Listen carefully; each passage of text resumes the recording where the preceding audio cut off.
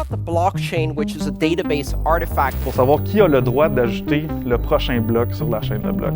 Blockchain is a technology ledger system. Aujourd'hui, on vise à comprendre le fonctionnement derrière Bitcoin, soit la blockchain ou en français, la chaîne de blocs.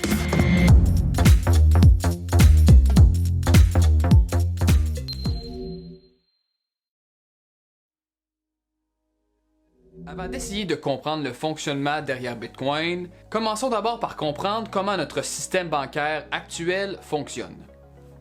Si je fais un virement de 20$ à une autre banque, on se doute fortement qu'il n'y a pas réellement un billet de 20$ qui se déplace physiquement jusqu'à l'autre banque. C'est beaucoup plus simple de tenir des registres, des livres comptables contenant des transactions et de les mettre à jour. Bitcoin fonctionne un peu de la même manière. C'est simplement un registre contenant des transactions Bitcoin. Cependant, ce livre ne se trouve pas dans une banque en particulier. Il n'est pas maintenu par une institution ou même une compagnie. Bitcoin est décentralisé, voulant dire que chaque utilisateur possède une copie de ce livre et s'occupe eux-mêmes de le mettre à jour, formant ainsi un réseau. Autrement dit, un attaqueur qui voudrait corrompre le livre n'a pas un point central à attaquer. Corrompre le livre voudrait dire de s'attaquer à tous les utilisateurs du réseau, ce qui s'avère être une tâche très ardue.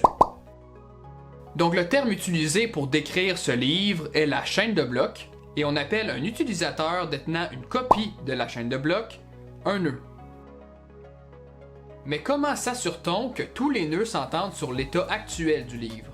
Est-ce que deux utilisateurs pourraient avoir une version différente du registre? Et comment prévenir la tricherie? Est-ce qu'un utilisateur pourrait s'ajouter gratuitement des bitcoins? Premièrement, chaque nœud vérifie de manière indépendante les transactions. Donc n'importe quelle transaction qui ne suive pas les règles du protocole, soit s'ajouter des bitcoins gratuitement, se verront refuser l'accès au livre.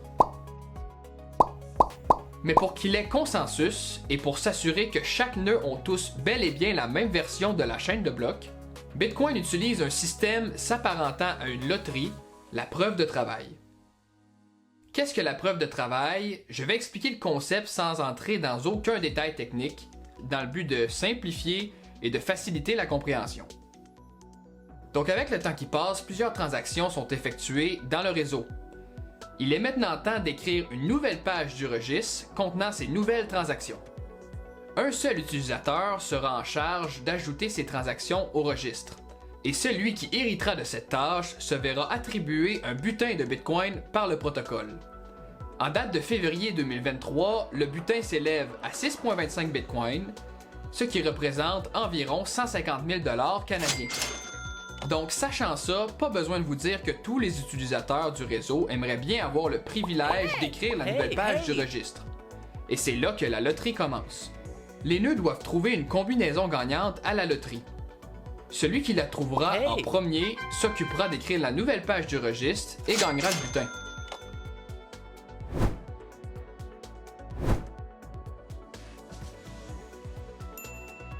Le processus pour trouver la combinaison gagnante est aussi connu sous le nom de minage. C'est de là que vient la consommation d'énergie de Bitcoin, des ordinateurs qui travaillent sans relâche dans le but de trouver la solution et ainsi gagner le butin. Ce processus a lieu environ tous les 10 minutes. Donc c'est à tous les 10 minutes qu'une nouvelle page du registre s'écrit avec les nouvelles transactions, et en termes Bitcoin, on dit qu'un nouveau bloc s'est ajouté à la chaîne. Donc si à chaque bloc 6,25 Bitcoins sont nouvellement émis, est-ce qu'il y a vraiment une limite de 21 millions de Bitcoins dans le protocole? La réponse est oui. L'offre de nouveaux bitcoins est prédéterminée dans le protocole, ce qui en fait une monnaie très prévisible.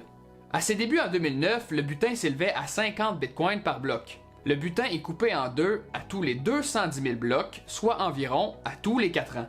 Donc de 50 à 25, de 25 à 12,5 bitcoins, de 12,5 jusqu'à 6,25 aujourd'hui et bientôt de 6,25 à 3,125 bitcoins par bloc.